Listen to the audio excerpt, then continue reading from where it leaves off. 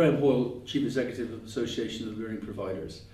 One of the big issues that's been with us ever since ALP came into being some 8, nearly 9 years ago now, has been a concern about the quality and the breadth of information, advice and guidance, especially to young people.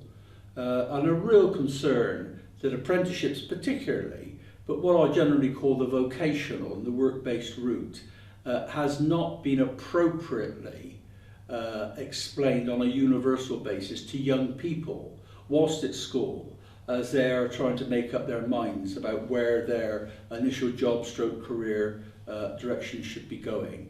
We've known very well there's been a massive push during the last decade and more now to get people to get their good GCSEs, to get their A-levels and get into university. Many young people have successfully done that and it's worked very, very well for them. That will continue to be a high quality route appropriate for many, many young people with quite proper high aspirations in that direction. But there's a whole bundle of young people who quite frankly aren't yet ready at that age to go down that route through A-levels into HE.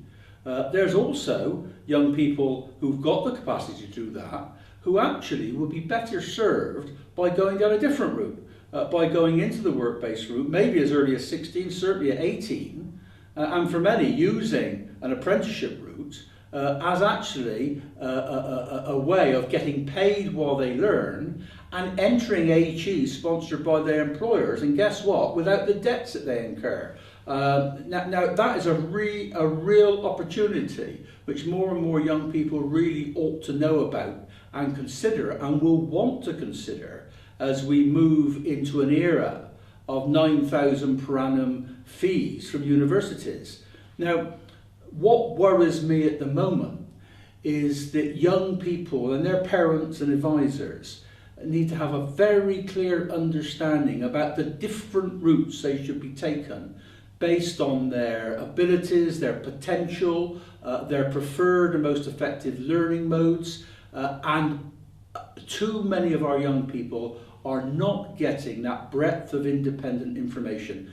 It really worries me. I heard this at a dinner I sponsored just 2 weeks ago from people who are on the inside of connection services, still telling me in the spring of 2011, naming to me schools who still do not allow connections advisors or local colleges, let alone local work-based providers, into their school as part of their careers information service.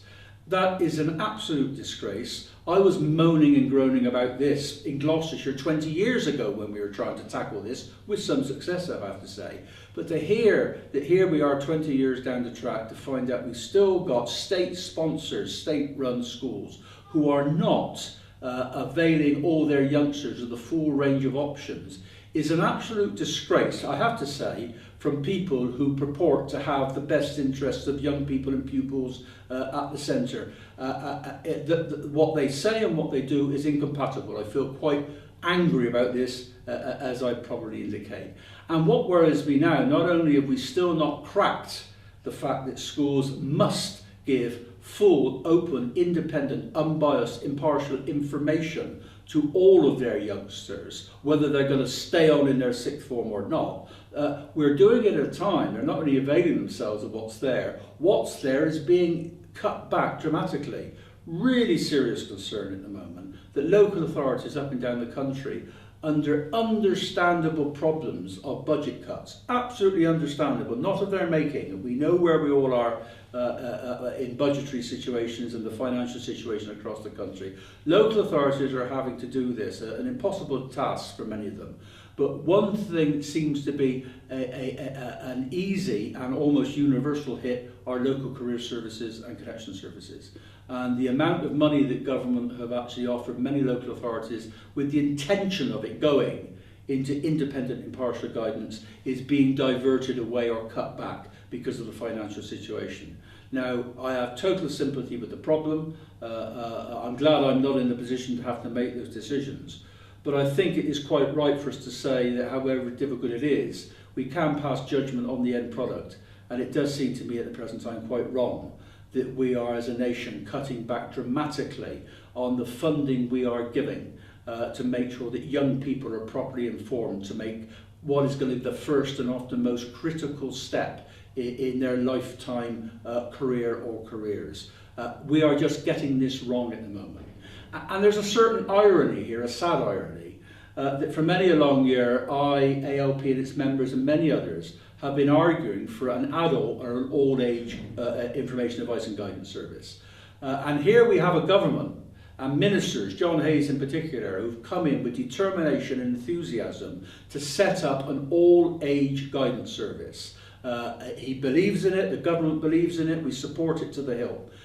My view has always been that if ever we were going to get to an all-age guidance service, it would have to be built on the foundations of the young person's career service. That was the foundation on which you could grow a much more extensive all-age guidance service. What have we got? We've got the policy that we've been banging on for decades in place with a government determined and committed to doing it. But what is happening? At the time they're intended to build the superstructure of an old-age guidance service, we have got the foundations necessary for that superstructure being dug up and smashed up as we speak. And I'll tell you now that the ideal of an old-age guidance service, which people think they're building, I have to say is doomed, if not to total failure. It's certainly doomed to restriction, because the foundations needed for that are simultaneously being challenged, being dug up, as I say, and broken down. It really is nonsense, and I think it is a really major issue which the government and providers and career services and local authorities have got to get a grip on very, very quickly, or else we're going to find everyone agreeing on what needs to be done, but finding out that the joint efforts of everybody will not deliver that shared aspiration. Really important time for us. We must underpin our young people's career service. We must build the adult service we all want to, and we must also make sure that where it still exists and develops, it is made freely and universally available to all those, especially young people still at school, who need that critical, unbiased information. We are, I think, in a period of considerable crisis, and a crisis where none of the players want to be, but we've got to get out of it somehow.